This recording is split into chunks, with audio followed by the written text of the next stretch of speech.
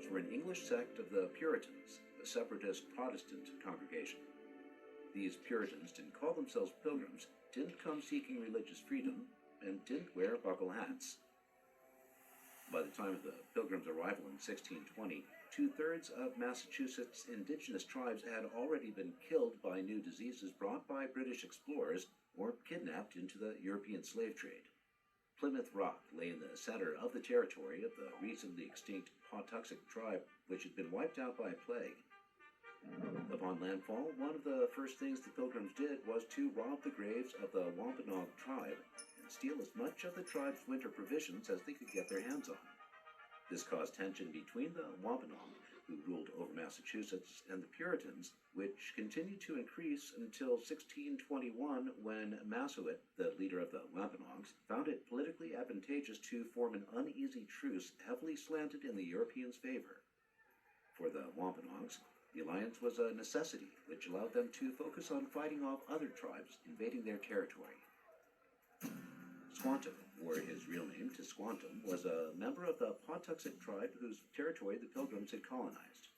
Captured by British slavers 6 years before the arrival of the Pilgrims, he was sold into slavery in Spain, escaped to England, then returned to North America where he worked with British merchants seeking to exploit Newfoundland. He eventually returned to New England to find his entire tribe dead, and the Pilgrims living in what had been his tribe's summer village.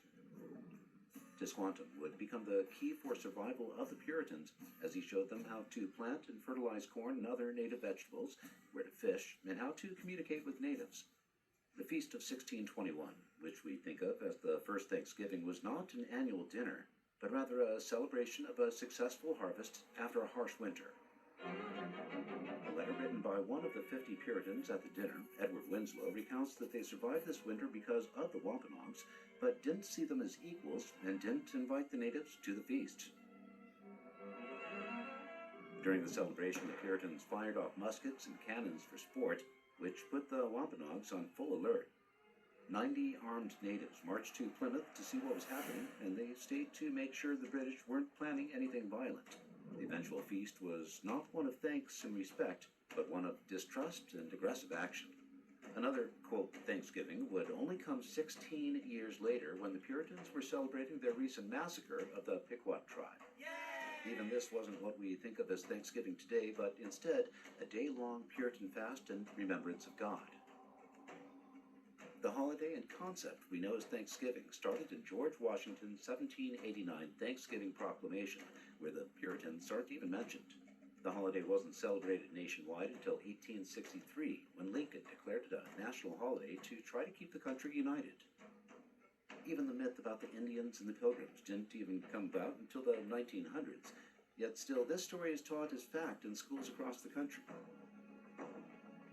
So, this holiday season, forget about this made-up story of kindly Indians and grateful, friendly Pilgrims, and instead honor the natives of then and now with Native American Heritage Day.